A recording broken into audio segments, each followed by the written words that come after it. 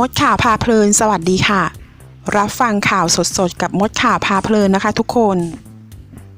ตำรวจวางกำลังรับมือม็อบธนาธร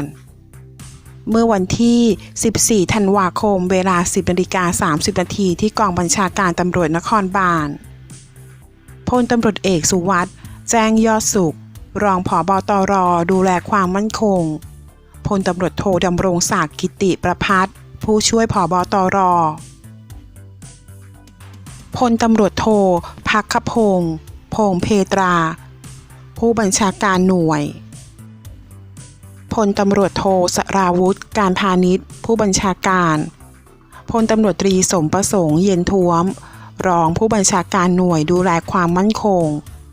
และเจ้าหน้าที่ตำรวจที่เกี่ยวข้องร่วมประชุมแนวทางการปฏิบัติด้านความมั่นคงกรณีนายธนาธรจึงรุ่งเรืองกิจหัวหน้าพรรคอนาคตใหม่ย้ายสถานที่จัดกิจกรรมแฟลตม็อบชุมนุมบนทางเดินสกายวอล์กแยกปทุมวันในเวลา 17 นาฬิกาถึงเวลา 18 นาฬิกาพลตำรวจเอกสุวัสด์กล่าวว่าหลังการประชุมเบื้องต้นได้มาดูการเตรียมความพร้อมของทางบชน.ว่าเป็นอย่างไรโดยได้สั่งการให้ดูข้อกฎหมายว่ามีการกระทำความผิดอย่างไรหรือไม่โดยเฉพาะความผิดที่ชัดเจนเจ้าหน้าที่ตำรวจก็ดำเนินคดีตามกฎหมายนอกจากนี้ได้สั่งการให้อำนวยความสะดวกและความปลอดภัยให้กับประชาชนบริเวณดังกล่าวไม่ให้มีผลกระทบโดยเฉพาะอย่างยิ่งไม่ให้เกิดเหตุการณ์แทรกซ้อนที่เกิดขึ้นระหว่างการชุมนุมดังกล่าวอย่างไรก็ตามไม่ทราบจำนวนกลุ่มผู้ที่ชุมนุมว่าจะมีจำนวนเท่าไหร่แต่ว่าทางบชน.จัดเตรียมกำลังเอาไว้เหมาะสมเพื่อดูแลความปลอดภัยและรักษาความสงบเรียบร้อยในบริเวณดังกล่าว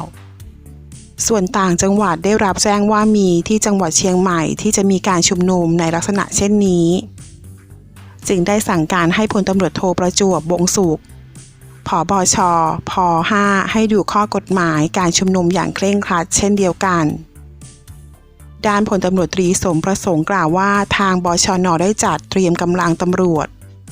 ควบคุมฝูงชนไว้จำนวน1กองร้อยเพื่อเตรียมดูแลพื้นที่อำนวยความสะดวกแล้วก็ความเรียบร้อยบริเวณดังกล่าวยังไม่ทราบจำนวนของกลุ่มผู้ชุมนุมที่ชัดเจนรวมถึงยังไม่มีการบอกข่าวบอกเหตุที่ทำให้เกิดความรุนแรงแต่อย่างใดค่ะก็ตามขณะนี้ทางกลุ่มผู้ชุมนุมยังไม่มีการขออนุญาตในการจัดชุมนุมแต่อย่างใดนะคะทางรัฐบาลแล้วก็เจ้าหน้าที่ตำรวจไม่ตื่นตระหนกแต่จะมีการเตรียมความพร้อมไว้เพื่อบังคับใช้กฎหมายแล้วก็อำนวยความสะดวกด้านการเจรจาต่อไปค่ะขอขอบคุณข้อมูลจากข่าวสดค่ะถ้าเพื่อนๆชอบคลิปนี้ฝากกดไลค์และกดกระดิ่งติดตามได้ที่ช่องมดข่าวพาเพลินด้วยนะคะขอบคุณค่ะ